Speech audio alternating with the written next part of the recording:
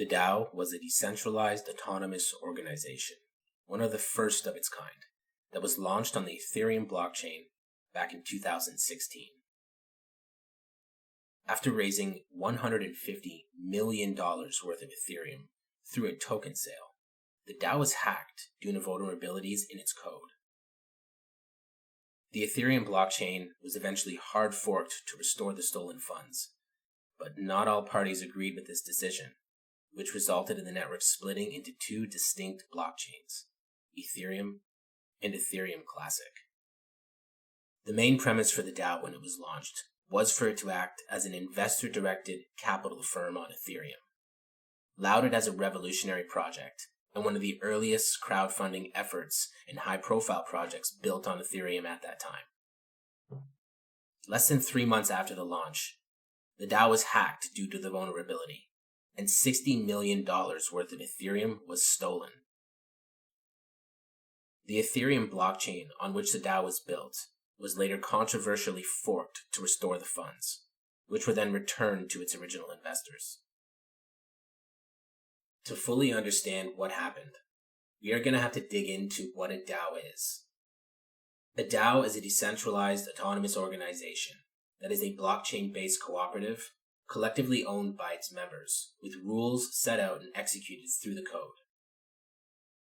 DAOs replace the need for centralized management structures with a techno-democratic approach, wherein decisions are voted upon by investor stakeholders.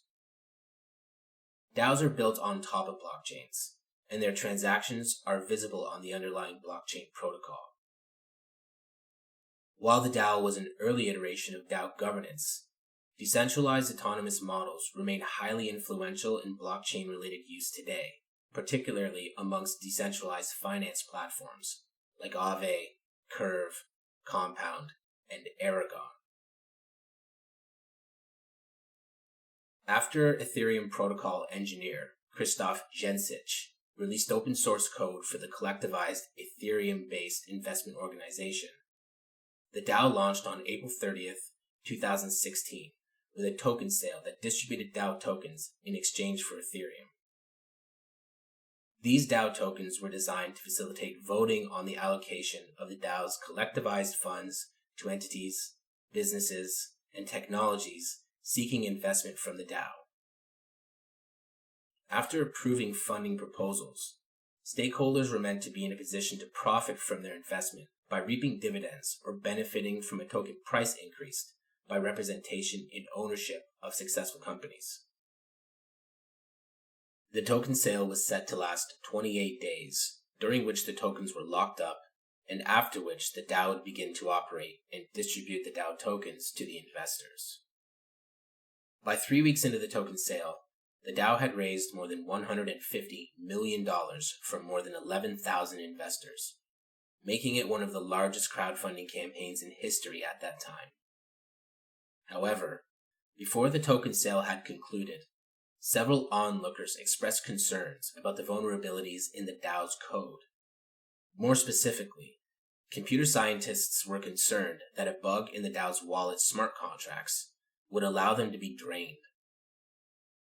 While programmers attempted to fix the bug, an attacker exploited the vulnerability and began siphoning the funds from the DAO. In the meantime, the Ethereum community debated on how to respond to the attack. The DAO's failure would not only mean a financial loss for all investors, but it also bore dire repercussions for the nascent Ethereum network. The DAO had become such a heavily invested project that its contracts contained approximately 14% of all Ethereum in circulation at that time. At only 1 year old, the promising Ethereum technology and its community was faced with a genuine existential threat that could have upended the entire project. The response to the DAO hack was nothing short of controversial and had the potential to destroy Ethereum entirely. Initially, the Ethereum founder, Vitalik Buterin, proposed a soft fork of the Ethereum network, adding a snippet of code that would effectively blacklist the attacker and prevent them from moving the stolen funds. However, shortly after, the attacker, or someone posing as the attacker, it's actually never been verified, published an open letter to the Ethereum community claiming that the funds had been obtained in a legal way in accordance with the rules set out in the smart contract. The attacker also said they would take legal action against anyone who attempted to seize the Ethereum. Shortly after this, tensions were heightened yet again when the alleged attacker claimed through an intermediary on the DAO Slack channel that they would attempt to thwart any soft fork by bribing Ethereum miners not to comply. The bribe comprised of a collective reward of 1 million Ethereum and 100 Bitcoin, and it split the Ethereum network down the middle. The situation not only presented technical challenges, but questioned the moral and philosophical underpinnings of the technology at hand, as well as the resilience of the Ethereum project's leadership. Before the community could proceed with the soft fork, a secondary bug was discovered in the update's code, making it vulnerable to attack again. A second solution, a hard fork, was proposed and eventually executed after much debate.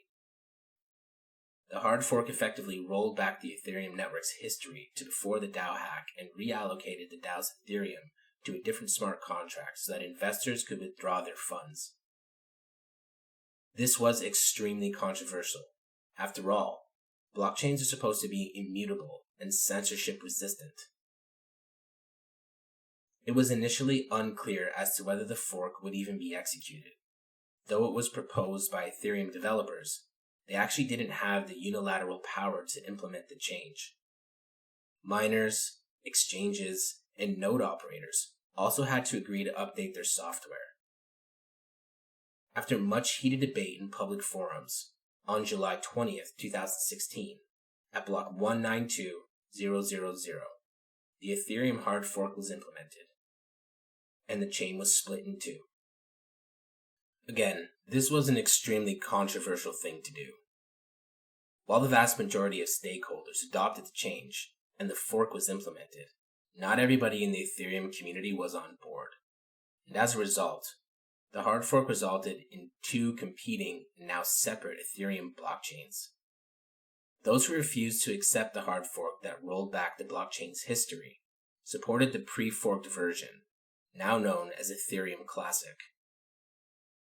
The blockchain presently known as Ethereum is a blockchain that implemented the hard fork and altered the blockchain's history, and the history of blockchain as a whole. Though the funds stolen from the DAO were restored to its investors, the attacker did not actually lose out entirely. The pilfered funds still remained in their possession on the Ethereum Classic chain and were worth around $8.5 million in the months following the attack. The DAO hack and subsequent hard fork shook the Ethereum community to its core and highlighted major questions about the emerging technology and its use cases. In retrospect, it's clear that the decisions made by Vitalik Buterin, Ethereum developers, and the wider global community ensured the survival of the blockchain in its earliest days. Since the DAO hack, Ethereum has gone on to become an essential pillar of blockchain, cryptocurrency, and decentralized finance. Ethereum is now the foundation for all decentralized finance and DeFi apps that are built, becoming the central point in which all cryptocurrency now finds itself. As I said previously, the attacker's identity has never been verified, though there are some pretty strong theories as to who it actually was. Suffice it to say, the decisions made by the wider crypto community and the Ethereum Foundation played a major role in the success of Ethereum as we know it today. The question still remains, however, was this the right decision to make, given the goals set out by cryptocurrency? After all, blockchains are supposed to be immutable, and rolling back the chain essentially changed the history of the ledger, violating the tenets set out by the blockchain developers themselves. This was one of the primary reasons why the community split, because people still held to the philosophical point that blockchains should be immutable and their ledgers should remain unchanged. Something that Bitcoin, despite all of the negative press and activity that has surrounded the chain, has still remained to this day.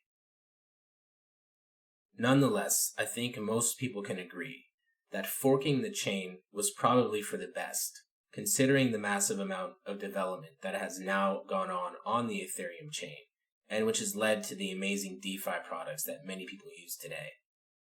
Still, this is a stain on Ethereum's history, and I'm sure a part of it that the developers would rather not talk about and forget. I'm sure the wider crypto community, especially those who were part of the DAO, will never forget, and it will continue to be on their minds for the rest of the time that Ethereum is king of all blockchains.